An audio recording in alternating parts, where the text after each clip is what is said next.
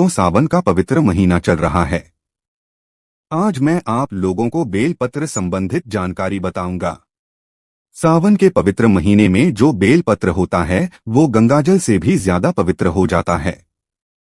आज के इस वीडियो में हम जानेंगे शिवलिंग पर चढ़ा बेलपत्र खाने के फायदे। वास्तव में जब आप शिवलिंग पर बेलपत्र चढ़ाते हैं तो वो बेलपत्र कोई साधारण बेलपत्र नहीं रह जाता, वो साक्षात भगवान शंकर जी का प्रसाद बन जाता है। देखिए, साक्षात सावन का महीना चल रहा है तो ये वीडियो अपने फायदे के लिए ध्यान से एक बार सच्चे दिल से जरूर सुनिएगा। हमारे धर्मशास्त्रों में कहा जाता है बेलपत्र 6 महीने तक बासी नहीं माना जाता।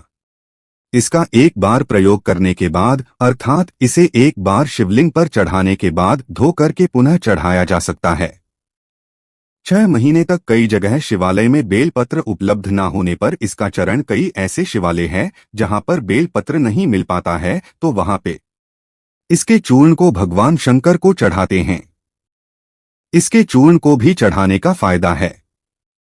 बेलपत्र भगवान शंकर जी को चढ़ाने के पीछे एक पौराणिक कथा है।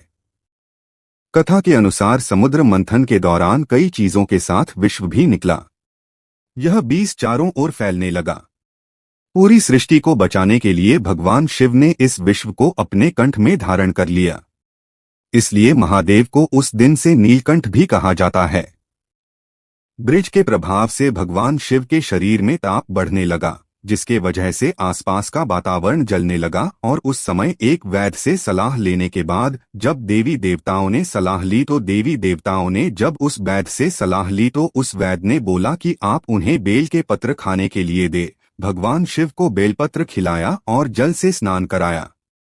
इसके बाद भगवान शिव के शरीर में जो उत्पन्न गर्मी थी वो शांत होने लगी। तभी से भगवान शंकर जी को बेलपत्र चढ़ाने की परंपरा है। शिवलिंग पर बेलपत्र अर्पित करने के बाद हमें जल्द जरूर चढ़ाना चाहिए। इससे भगवान शिव को शीतलता मिलती है और उनका हमें आशीर्वाद प्राप्त होता है। हमेशा ध्यान रखना 3 पत्ते वाले ही बेलपत्र चढ़ाने चाहिए। जिस तरह बेलपत्र की पत्तियां चिकनी हो उसी तरफ से शिवलिंग पर आपको चढ़ाना चाहिए। इस बात का आपको विशेष ध्यान रखना चाहिए और कटे फटे बेलपत्र कभी भगवान शंकर को चढ़ाने नहीं चाहिए। इसके पीछे भी एक कथा है, क्योंकि जब भगवान शंकर जी ने जब गणेश जी का शीश खंडन किया तभी से भगवान शंकर जी ने संकल्प लिया था कि कभी भी मुझे खंडित चीज नहीं चढ़ाई जाएगी। तब से भगवान शंकर जी को कभी भी कोई खंडित वस्तु हो, खंडित पदार्थ हो, खंडित बेलपत्र हो, भूल से भी नहीं चढ़ाए जाते हैं। शिवलिंग पर अगर प्रतिदिन बेलपत्र चढ़ाए जाएं तो सभी प्रकार की समस्याएं दूर होती है। भगवान शंकर जी के भक्तों को कभी भी पैसों की समस्या नहीं रहती।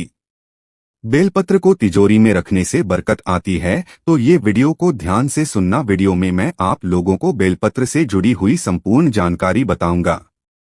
ये जो वीडियो आज बता रहा हूँ, जानकारी बता रहा हूँ, यह जानकारी आप लाखों रुपए खर्च करेंगे फिर भी आपको कोई नहीं बताएगा। अधूरा ज्ञान हमेशा खतरनाक साबित होता है, इसलिए सच्चे दिल से भगवान शिव की इस वीडियो को पूरा अवश्य देखें। मैं जो भी बेलपत्र खाने के फायदे बताऊंगा यह आपको कोई भी यूट्यूब में नहीं बताएगा। आइए जानते हैं बेलपत्र संबंधित कुछ ऐसी विशेष जानकारी। दोस्तों, आगे बढ़ने से पहले सच्चे दिल से कमेंट बॉक्स में भगवान शिव के समर्पित अपना प्यार अवश्य दिखाएं। आप कितना प्यार करते हैं कमेंट बॉक्स में जरूर लिखें। हर हर महादेव, ओम नमः शिवाय। और हमारे चैनल को सब्सक्राइब जरूर कर लें। एक लायक तो बनता है तो जो बेलपत्र है कुछ समय में नहीं तोड़ना चाहिए।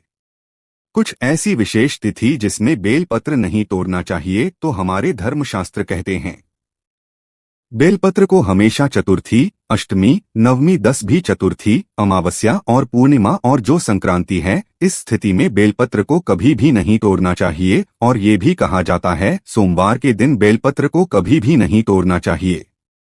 ऐसे में जब सावन का पहला सोमवार पड़े तो ये बात जरूर गांठ बांध लें कि सोमवार आने से पहले बेलपत्र घर में जरूर लाकर रखें। इसमें शिव जी का खासकर सोमवार के दिन वास माना जाता है, क्योंकि बेलपत्र के संपूर्ण हिस्से में भगवान शंकर जी का वास माना जाता है। इसके मूल में अर्थात इसकी जड़ में ब्रह्मा का वास होता है और इसके मध्य भाग में भगवान विष्णु जी का वास माना जाता है और जितनी भी इनकी बेलपत्र की पत्तियां हैं इसमें महाशक्ति का वास माना जाता है। इसलिए ध्यान रखना कि कभी भी सोमवार के दिन बेलपत्र नहीं तोड़ना चाहिए। चाहे सोमवार के व्रत हो या सावन सोमवार हो, बेलपत्र आप पहले से तोड़कर रख लें। दोस्तों, इसके अलावा प्रतिदिन दोपहर के बाद भी बेलपत्र नहीं तोड़ना चाहिए। ऐसा हमारे धर्मशास्त्रों में लिखा है और आप तोड़ते हैं तो इससे पाप लगता है। बेलपत्र की उत्पत्ति कैसे हुई, आइए जानते हैं। तो इसके अंदर पुराण के अनुसार एक बार माता पार्वती के पसीने की कुछ बूंद मद्रांचल पर्वत पर जा गिरी। इससे बाहर एक पौधा उगा जो बाद में बेलपत्र के नाम से जाना जाने लगा और बेलपत्र के रूप में यह पूजनीय हो गया। तो आइए इस वीडियो में जानते हैं। दर्शकों, बेलपत्र खाने के फायदे बहुत ही सुंदर वीडियो है, बहुत ही यूजफुल जानकारी है। देखिए, आप जब बेलपत्र को भगवान शंकर जी की शिवलिंग पर चढ़ाते हैं तो वो बेलपत्र एक बेलपत्र नहीं रह जाता, बल्कि वो एक भगवान शंकर जी का प्रसाद बन जाता है, जो कि असाध्य बीमारी को दूर करने में, आपकी पीड़ा को हरने में, जीवन में चल रही समस्याओं को दूर करने में बात समर्थवान और भगवान का प्रसाद बन जाता है।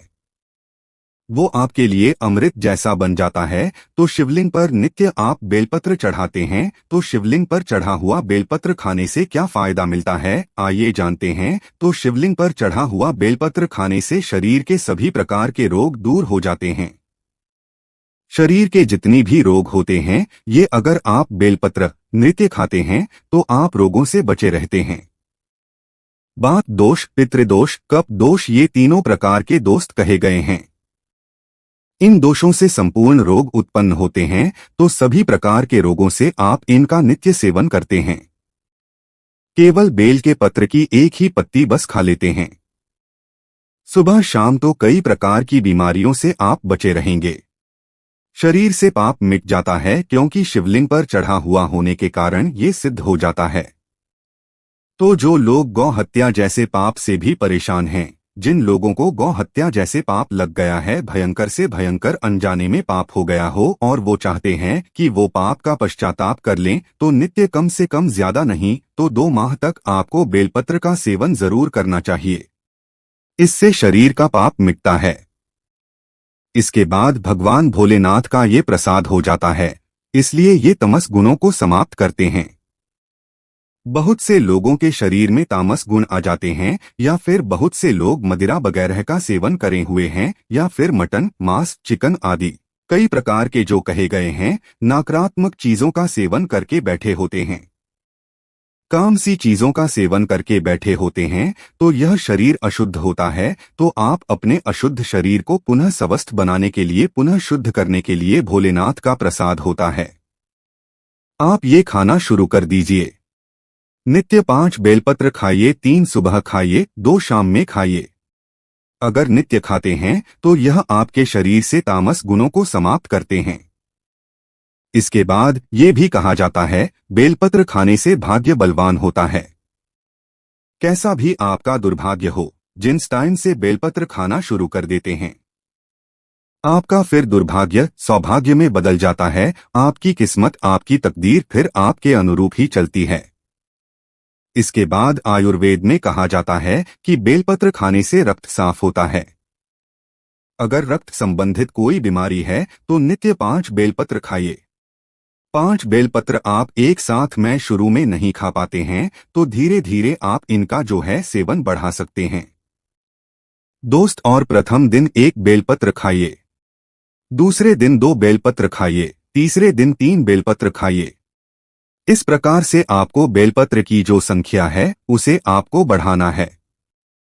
एक दिन में 5 बेलपत्र अगर आप नहीं खा पाते हैं तो नहीं खाना है, धीरे धीरे आपको बढ़ाना है। तो इससे रक्त साफ होता है, रक्त में शुद्धि आती है और बिल्कुल ही आपके शरीर को फिल्टर करने का काम करता है। आपके संपूर्ण शरीर में रोग हो, दोष हो, पितृदोष हो, किसी भी प्रकार का दोष हो, रक्त में संबंधित परेशानी हो, बिल्कुल ही सभी प्रकार की समस्याओं को दूर कर देता है।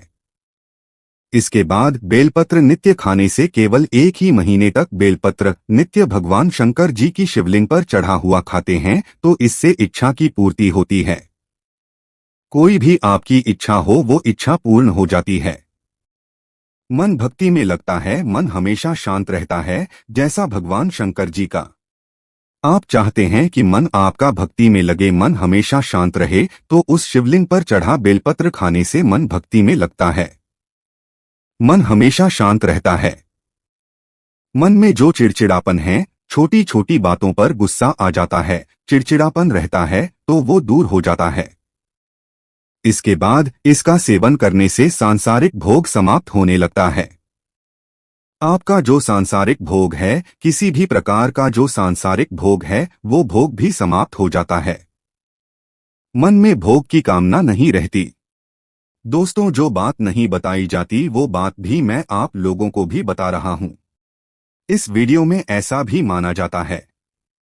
पिछले वाले वीडियो में भी बताया हूं कि शिवलिंग पर चढ़ा बेलपत्र खाने से व्यक्ति को 6 महीने तक लगातार शिवलिंग पर चढ़ा हुआ बेलपत्र खाइए तो 6 महीने तक शिवलिंग पर चढ़ा बेलपत्र खाते हैं तो व्यक्ति को भूत भविष्य वर्तमान देखने की सिद्धि प्राप्त हो जाती है। देखने की सिद्धि आ जाती है। स्वतः ही आप माने या ना माने, लेकिन शिवलिंग पर चढ़ा बेलपत्र हमारे एक मित्र ने, हमारे एक संत महात्मा से हमने बातचीत की। ये हमारे मित्र ने भी खाए थे। बिल्कुल ही भूत भविष्य वर्तमान देखने की सिद्धियां आ जाती है, लेकिन आप अपना देख सकते हैं, लेकिन इसका प्रयोग किसी का अहित करने के लिए नहीं करना होता है। दूसरे का भी आप देख सकते हैं, मैं इसकी कभी विधि बताऊंगा दोस्त। और इसके बाद बड़ी से बड़ी आप साधना कर सकते हैं। शिवलिंग पर चढ़ा बेलपत्र खाते हैं तो बड़ी से बड़ी साधना आपके लिए छोटी हो जाती है। बिल्कुल ही साधना करते हैं, उसमें दोष आते हैं, वो दोष नहीं लगते हैं। मंत्र जल्दी सिद्ध होता है। शिवलिंग पर चढ़ा बेलपत्र नृत्य खाते हैं तो जो भी मंत्र भगवान शंकर ने इस कलयुग में केंद्रित करके रखा है वो मंत्र भी सिद्ध हो जाते हैं। यदि आपका बच्चा बात नहीं मानता, पढ़ाई में मन नहीं लगता, माता पिता को मारता है, झगड़ता है, जिद करता है, रात में रोता है, चिल्लाता है, नजर बार बार लगती है, मन उसका शांत नहीं रहता, वो लगातार 4 सोमवार तक शिवलिंग पर चढ़ा बेलपत्र उसके मस्तक पर रखें। बच्चे का विकास बहुत अच्छा होता है और भगवान शिव की कृपा से ऐसे बालक माता पिता की किसी भी बात का उल्लंघन नहीं करती। ऐसा बालक भगवान शिव की तरह ही भोला हो जाता है, शांत हो जाता है। लेकिन शिवलिंग से बेलपत्र उठाने से पहले भगवान शिव से आशीर्वाद अवश्य ले लें और अपने बच्चे का नाम भी अवश्य लें। दोस्तों, 21 दिनों तक कोई भी व्यक्ति अगर बेलपत्र खाए तो व्यक्ति का दुर्भाग्य दूर होकर के सौभाग्य में बदल जाता है। यहाँ तक कि अगर आपको 9 ग्रह की पीड़ा है, आप में से अधिकतर ऐसे लोग हैं जो कि शनि है, राहु है, केतु है, इस प्रकार के जो नीच ग्रह कहे गए हैं, इससे हमेशा पीड़ित रहती है, तो आप 9 ग्रह की पीड़ा से परेशान हैं, कोई मार्ग नहीं सूझ रहा है, काफी सारा पैसा खर्च करते हैं, आप यज्ञ हवन करवाते हैं, फिर भी ना की पीड़ा शांत नहीं हो रही, तो केवल शिवलिंग पर चढ़ा बेलपत्र नित्य आपको 5 खाना शुरू कर देना है। ज्यादा मत खाइए, आपको ज्यादा दिनों तक नहीं खाना है, केवल आप 1 महीने तक खा करके देखिए। आप जिस टाइम खाएंगे उसी टाइम से आपके 9 ग्रह की पीड़ा दूर होना शुरू हो जाएगी। दोस्तों, इसके बाद ये देही की पीड़ा को दूर करता है। कोई देवी देवता की कोर दृष्टि लगी हो, कूप लगा हो आपके जीवन में जो कि परेशानी डाल रहा हो। कभी कभी हमारे घर के देवी देवता ही हमारा नुकसान करते हैं, जिसे हम कुल के देवी देवता बोल सकते हैं। तो कोई देवी देवता की पीड़ा आपको सता रही हो, वो पीड़ा दूर होती है। दही की पीड़ा दूर होती है। दही की पीड़ा में बहुत सारी समस्याएं आ जाती है, जैसे कि स्वर है, कई प्रकार के रोग आ जाते हैं, तो दैहिक पीड़ा भी दूर होती है, सारे कष्ट भी मिटते हैं। आपके शरीर में किसी भी प्रकार का कष्ट हो वो कष्ट मिटता है। दोस्तों, अंतिम बताना चाहूंगा, अगर नित्य शिवलिंग पर चढ़ा बेलपत्र सामर्थ्य अनुसार खाइए, ऐसा नहीं कि मैं 5 बोल रहा हूं तो 5 ही खाइए, आपसे 1 बनता है। आप एक ही खाना शुरू कर दें, लेकिन आपको नित्य खाना है तो इससे शरीर सिद्ध हो जाता है। आपका जो शरीर है बिल्कुल ही सिद्ध हो जाता है और आपको अनेक प्रकार की सिद्धियों की प्राप्ति होती है।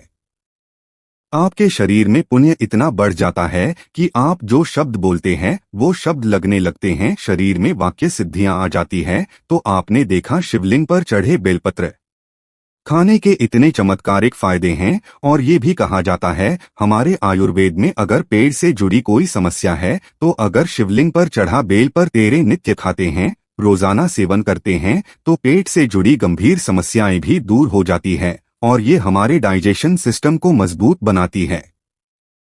साथ ही जैसे कब्जी है, पेट में गैस बनती है, दर्द की समस्या बनी रहती है, तो शिवलिंग पर चढ़ाएं, बेलपत्र खाना शुरू कर दें।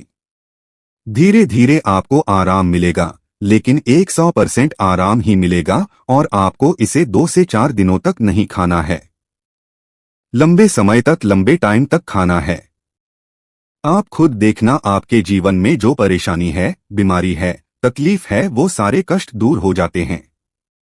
दोस्त, और सावन के महीने में कौन कौन चाहता है भगवान शिव हमारे घर में आ जाए, तो कमेंट बॉक्स में सच्चे दिल से लेकर भगवान शिव आपका स्वागत है हमारे घर में। भगवान शिव से अगर आप प्यार करते हैं तो एक लाइक जरूर करेंगे और हमारे चैनल को सब्सक्राइब जरूर करें। धन्यवाद।